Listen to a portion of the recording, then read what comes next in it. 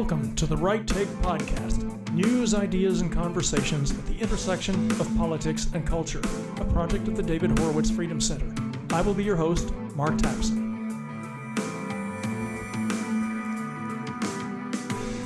Welcome back to the Right Take Podcast. I'm your host, Mark Tapson. I'm going to try something a little different today. No guest, no long-form monologue on my part about a single issue. Instead, this episode is going to be just a kind of a grab bag of a few topics in the news that I feel compelled to address. Now, as you listen to this, I will be wrapping up a pilgrimage to the Holy Land.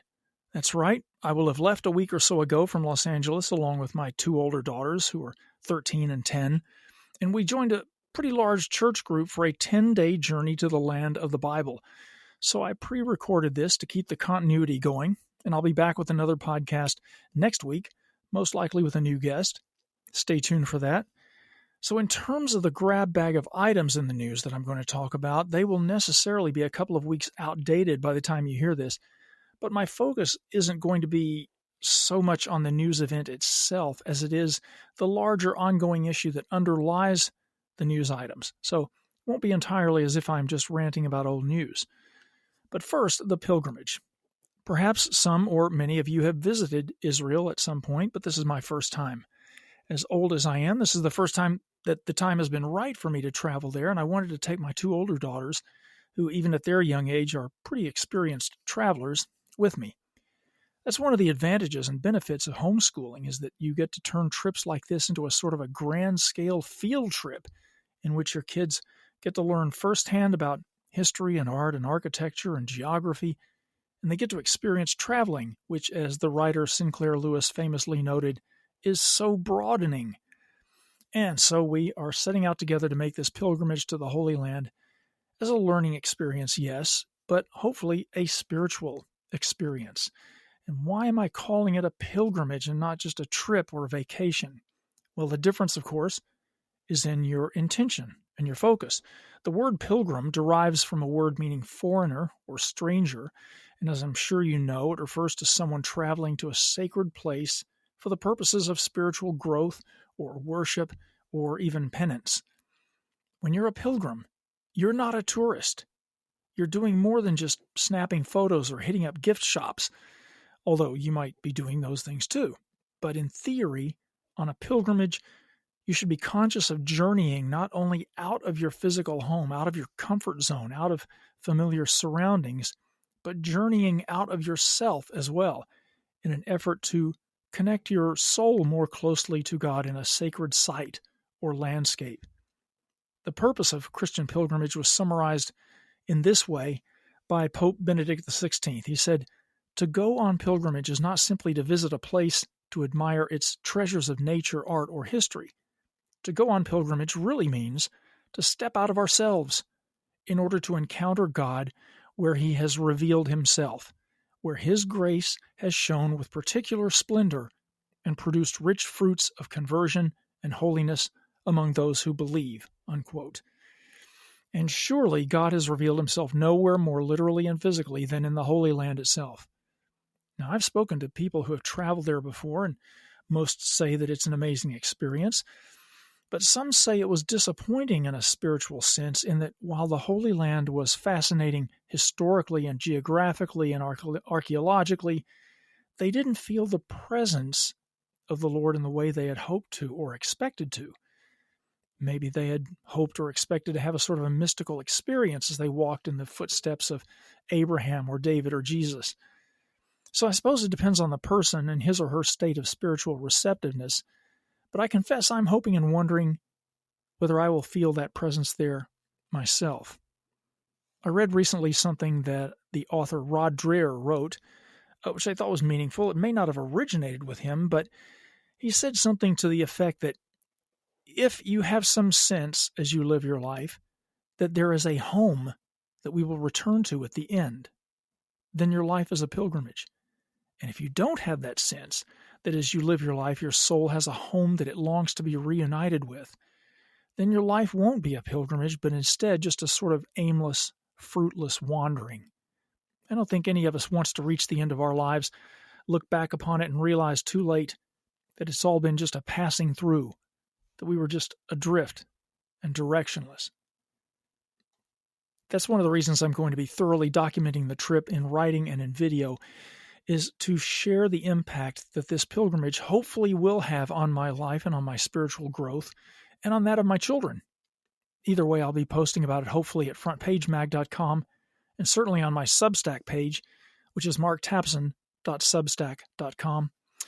I've also been asked to write about the experience for my filmmaker friend Gloria Greenfield's Deep Dive blog at docemmettproductions.com, but I'll pass on more details about that when the time comes. It might sound a little narcissistic to be publishing about my religious experience traveling, and obviously, unless I have some insights worth sharing, I won't bother. But hopefully what I will be sharing will be meaningful enough that it may even impact you in some way as well, and maybe in an unexpected way. So we shall see. Okay, now on to the news. First, I want to talk about an item in the news that reflects the ongoing threat in the Western world to our freedom of speech.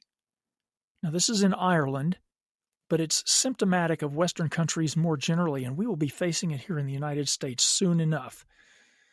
As of this recording, there is impending hate speech legislation before the Irish Senate, which Green Party chairwoman Pauline O'Reilly admitted is about, quote, restricting freedom for the common good, unquote. Senator O'Reilly said, quote, when one thinks about it, all law and all legislation is about the restriction of freedom. This is exactly what we are doing here. We are restricting freedom, but we are doing it for the common good. Throughout our Constitution, she added, one can see that while one has rights, they are restricted for the common good. Everything needs to be balanced, unquote. Yes, laws restrict people from doing anything and everything they want.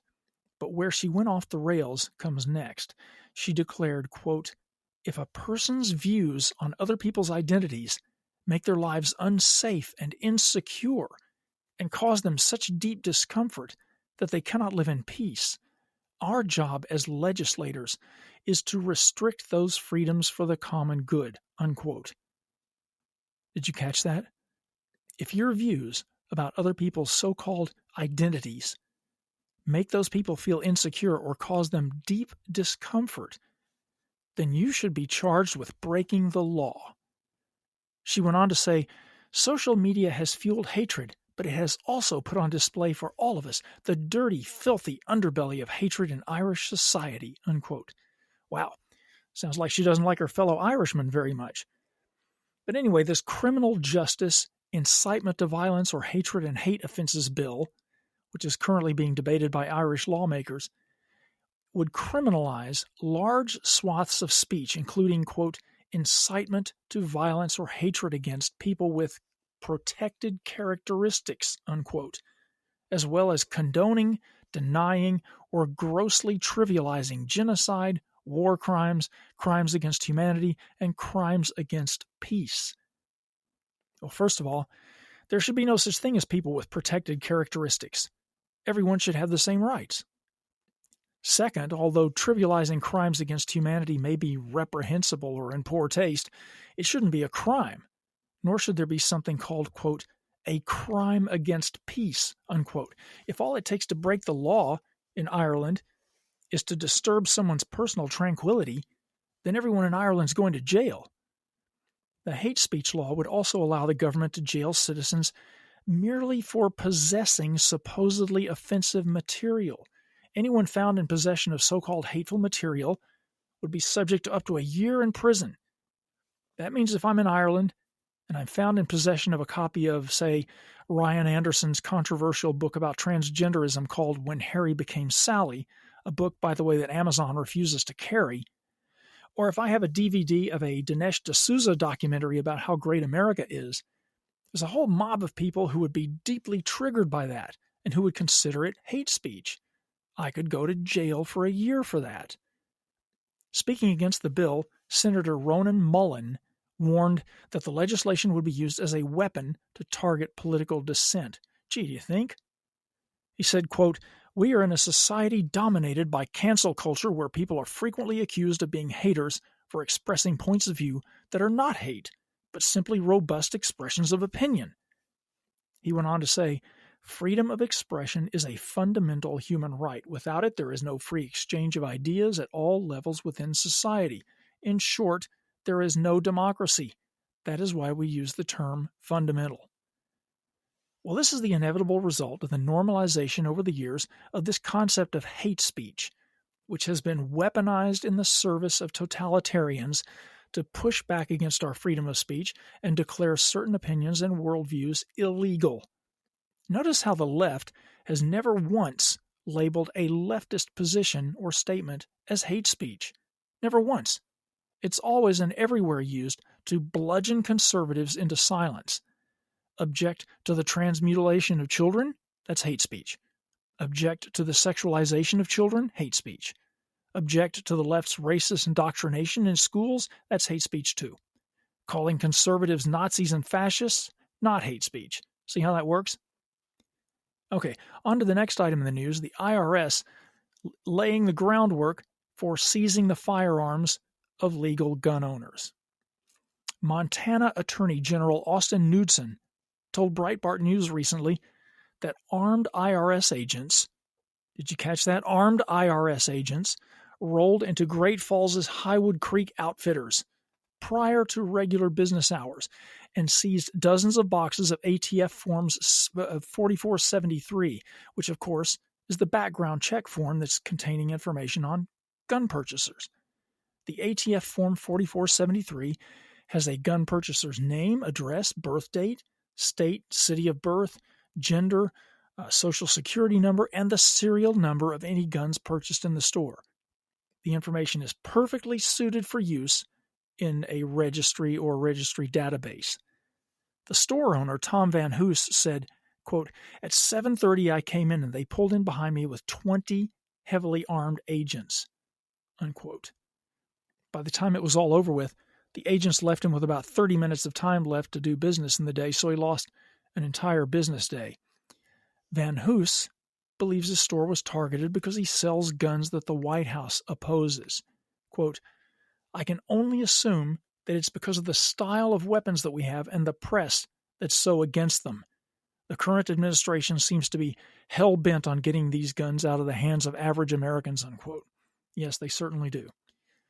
The danger of federal agents taking this information was not lost on Attorney General Knudsen, who told Breitbart News, quote, "This is extremely concerning because it seemingly exceeds the search warrant, which limited the scope of the search to financial records. These are not financial records. They're records of lawful firearm purchases. What the hell does the IRS need with 4473s? We know the ATF in Washington, D.C. is trying to scoop up as many of these purchase records as possible, and that's what it looks like they're trying to do here," unquote. That Attorney General added, "There's a clear and disturbing pattern developing of the Biden administration sending federal agents to harass American gun owners, shops, and manufacturers." He also noted that this harassment is happening at the same time that Biden is pushing to repeal the Protection of Lawful Commerce in Arms Act, the PLCAA, thereby opening up gun makers to lawsuits over the illegal use of firearms.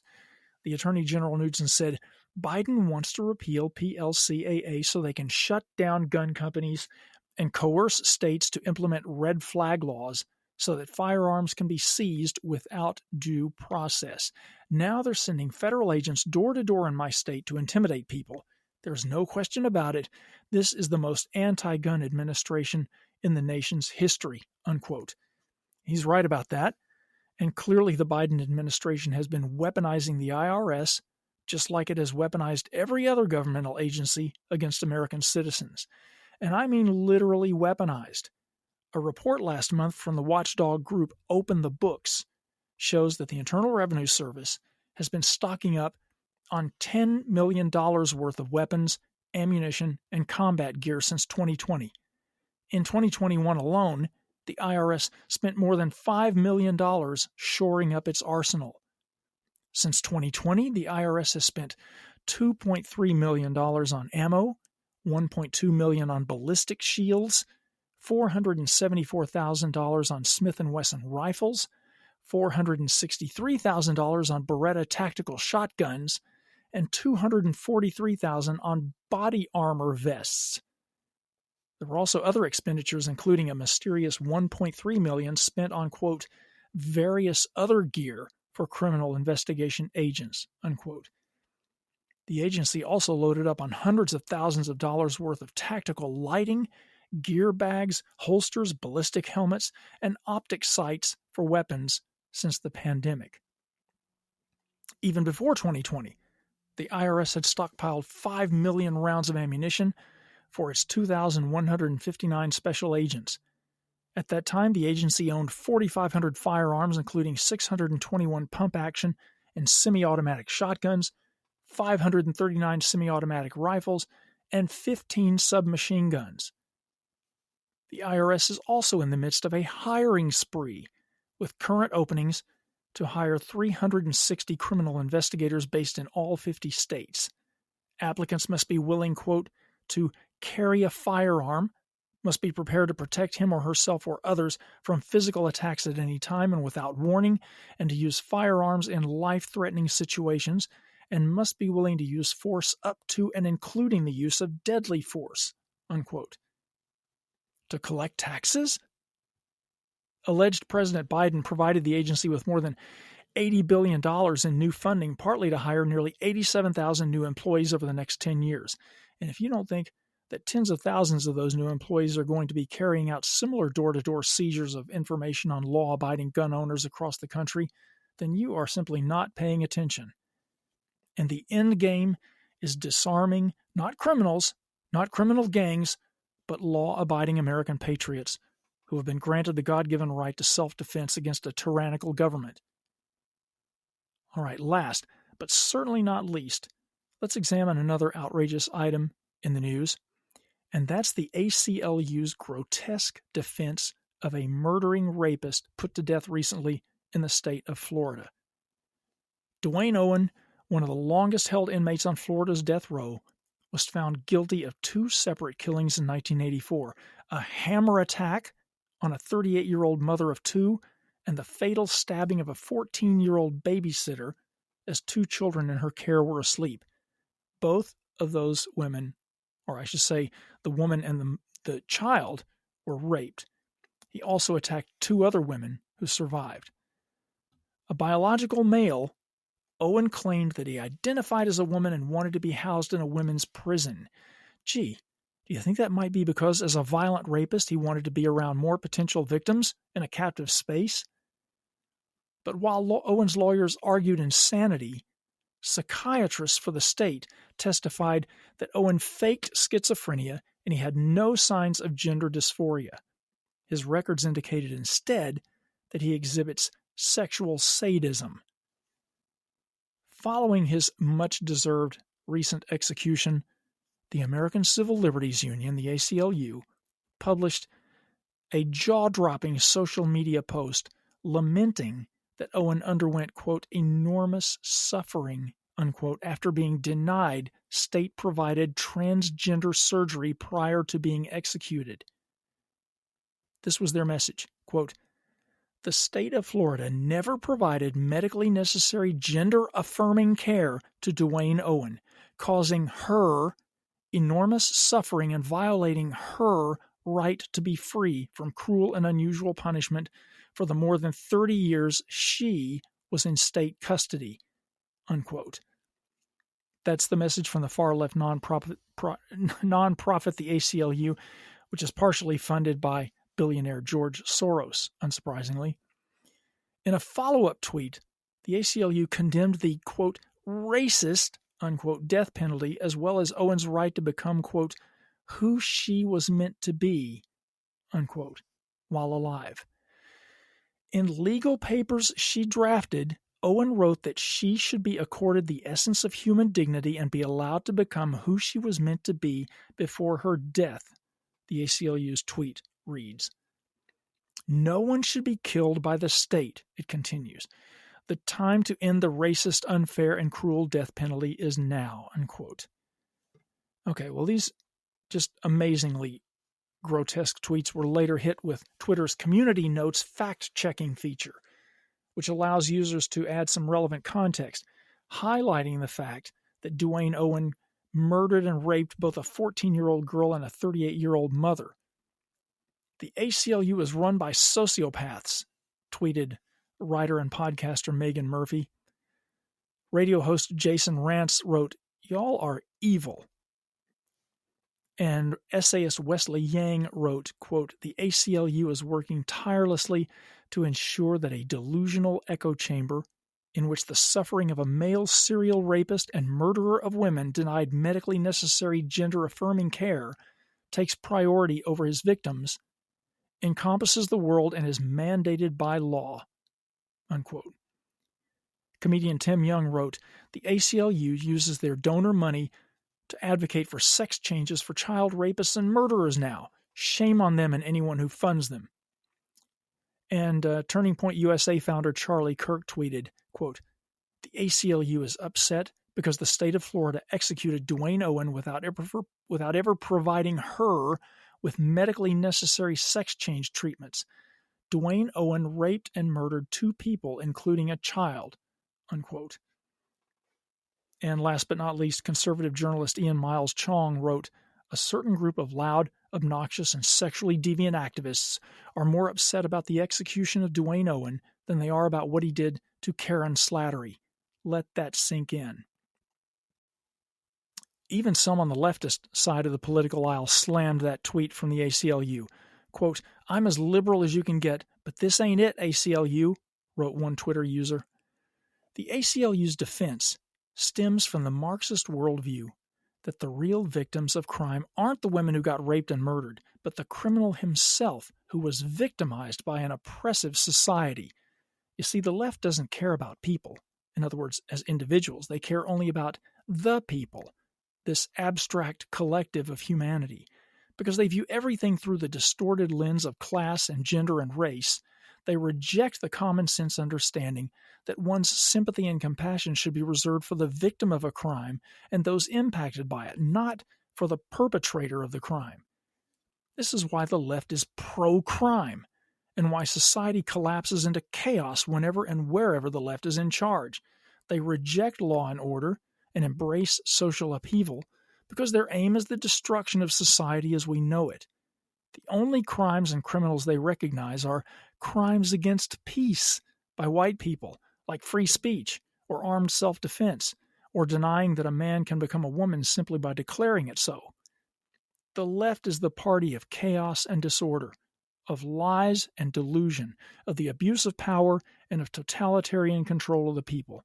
They are at war with civilization, make no mistake. So put on the full armor of God and act accordingly. Okay, just wanted to get that off my chest, so thanks for coming to my TED Talk. Thanks for joining me here at the intersection of politics and culture. Don't forget to subscribe to The Right Take, and remember, if you like what you hear, please leave a review. It really helps, and you will have my eternal gratitude. See you next time. The Right Take with Mark Tapson is a project of the David Horowitz Freedom Center and Front Page Magazine. Unauthorized reproduction of this podcast without express written consent is prohibited.